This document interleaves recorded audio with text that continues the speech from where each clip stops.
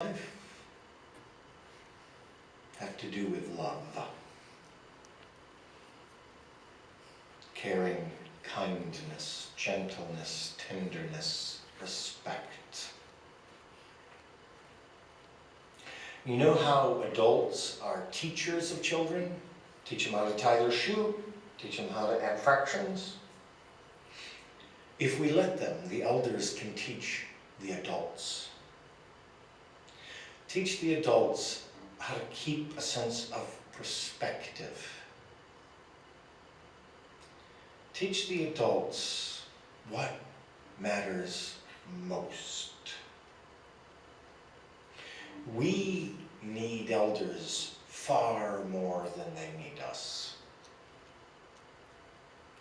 We need them for the wisdom of their life experience. We need them to hold us together. Anybody know what happens in a family when the matriarch and patriarch pass away? The family drifts apart.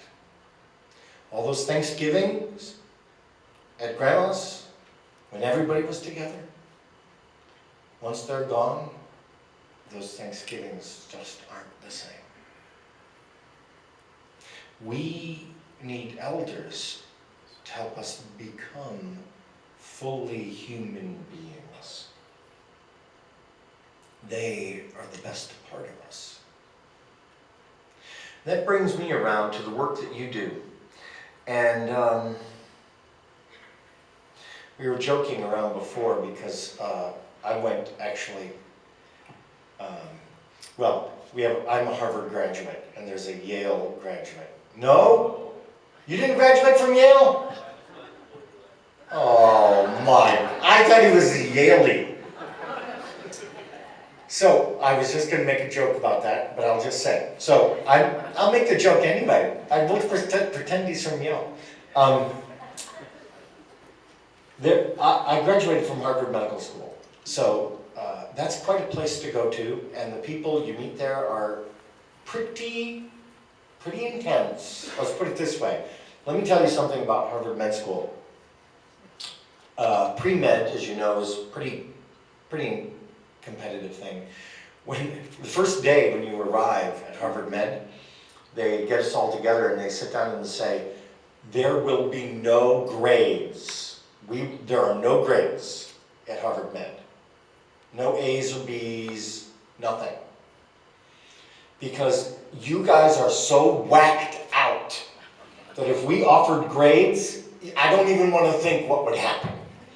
Because these are all super competitive people. So what happens is I went to Harvard Medical School and finished and did a residency in family medicine, and then I found my way into geriatrics. Actually, I feel like I was called into geriatrics.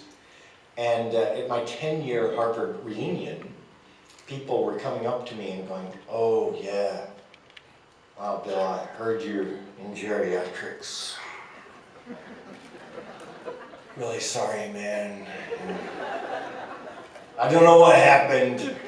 You seem so with it in med school, you know. But again, the nurses in the room will know, what? You used to work in the ICU. You used to be somebody. And all of us have had the experience. You're at a party with family or at a picnic or something, and they're like, what? What? And they can't believe you do the work that you do. And I think it's kind of weird. But I got news for them. And this relates directly to the sanctuary model. I have a little something for you that you can use anytime somebody starts giving you that guff. It's Christmas time. You're at a Christmas party. You have to go with your spouse or partner. You're there. You get your eggnog. Someone, hi, how are you? La la la, chit-chatting. What do? You got to drop it on them. What you do. You're like, yeah, me? I'm a world maker. I make a world. That's They're like, a world maker? Yeah, that's right. The people I work with, I make a world for them. And every day, I try to make it a kind and loving and gentle world. What do you do?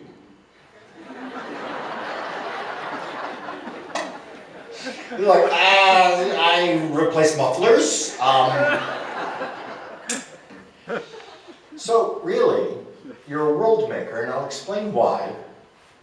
And feel free, by the way, to just drop it on them like that next time you need to. Here's why. Again, Georgia is our inspiration and leader in teaching us. When we're in childhood, for the most part, our world is pretty small. In fact, for a newborn baby, right there. You never, when you have a newborn baby in the house, you're never like, where's the baby? I haven't seen the baby lately. No, you know where the baby is. And the baby knows where you are. So we get a little older, and as we get older, the world gets bigger for us.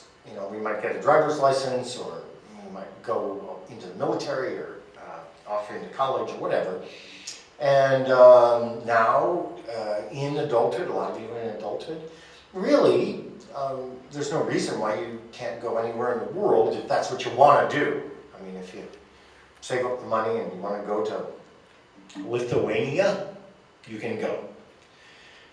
Then there comes a time later in life where you begin to feel that the world is starting to get a little smaller. Your world is getting smaller. And your mind turns again to the place of comfort, where your mind turns away from traveling the world and toward being close to the people who matter the most to you. And Georgia was talking about that. So what happens to normal human beings as they age normally is that the world starts to get smaller, okay? And the older we get, in many cases, the smaller the world becomes. For people who happen to live in or be part of a nursing home community, for many of those people, that world is very, very small. Really small. So the people who come in and out of the doors every day, those people are world makers. Do you see why? Because the people you're responsible for and care for, that's the world for them. And you make it.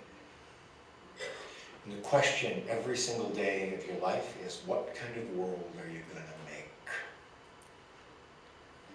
Now this brings me to two ideas that I think, that for me, are really important. They are persistence and imagination. And that's really what I want to talk to you about today. And we're going to start with imagination. And we're going to think about creating something that isn't here but could be here if we all cooperated and we all pulled together. And I'm going to suggest to you that together, working together, we have the power to make it rain in this room. Would you agree or disagree? Heck yeah! And now you're thinking, I did not bring my umbrella. Here's how we're going to make it rain.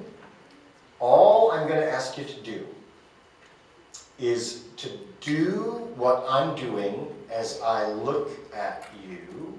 I'm going to go from one side of the room and back to the other.